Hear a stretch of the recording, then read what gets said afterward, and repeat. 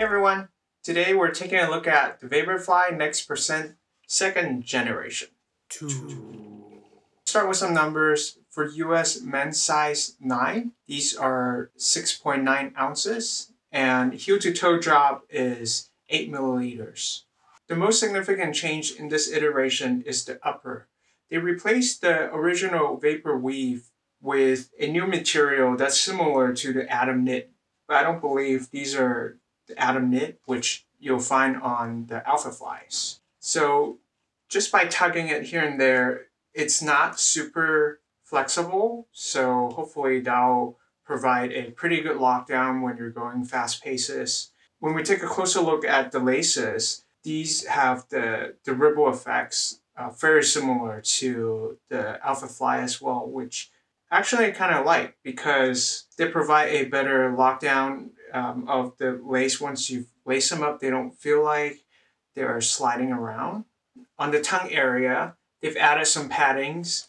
Some runners reported that they felt a lot of stress on the top of their foot where the knot is for the laces.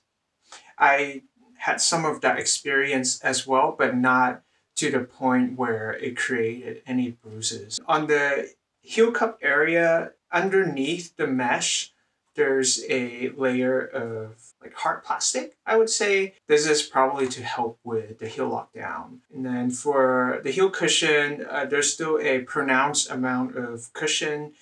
Now with the original Vaporfly Next Percent, I never had a heel slippage issue, so I don't expect they would have the heel slippage issue on the second iteration as well.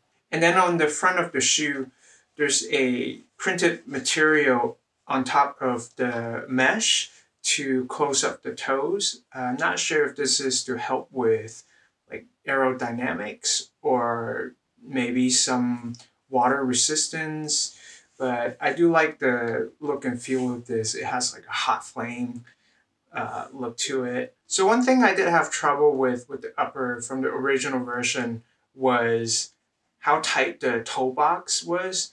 Now I don't have a wide foot or wide feet, but I have this bad habit of curling my toes up. Then my toenails would start to rub against the top of the shoes, and which would create bruises underneath the nail bed and eventually lead to a dead toenail, which is kind of gross, but hopefully I won't have this trouble again with these shoes. A few minor changes on the upper.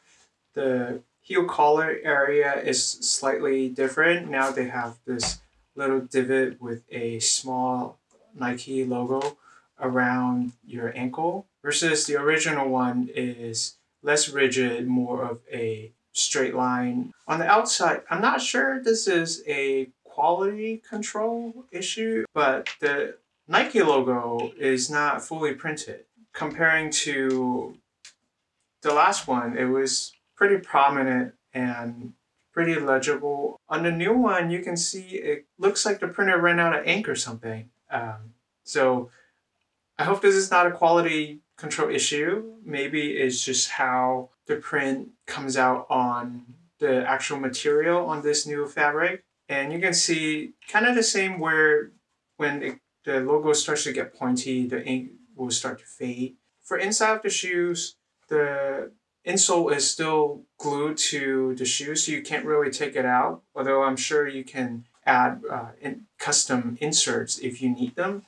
These are natural shoes, so if you need pronation or stability support, you will either need to find another pair of shoes or use inserts for that. And then for the midsole, they're still using Zoom X, same as the original version, and then a full-length carbon fiber plate embedded inside it. Now, when I read the description, they also mentioned that there is a heel pot in your heel area to provide more cushioning. So that may be one of the very few changes done in this iteration. And for the outsole, so there's a giant rubber area on the front of the foot. I would say almost 40% covering the entire shoes. And then the left and right of the heel, the critical areas where runners tend to strike. Otherwise, pretty much the same as last version. I don't see a lot of changes. Even the tread pattern is the same. It's the same waffle patterns. One thing I would add is in some of the Nike shoes in the past when they used the waffle pattern, I would get like little stones and pebbles stuck in between the groove. I never had that issue with the Vaporfly Next percent, so hopefully that's still true. And for my last pair, they started losing the responsiveness around 150 miles or so. So I would expect more or less the same for these shoes. So how would I use these shoes? I plan to run CIM, California International Marathon, in the Nike Vaporfly Next percent 2. So I'm saving these for a big day. And I will probably run them in 1 or 2 training runs beforehand just to make sure the fit hasn't changed since the last version and they're still comfortable, they don't give me foot issues. And if I still love these shoes like I did for the first version. So that's the first look of the Vaporfly Next percent 2. Thanks for watching my video and I'll see you next time.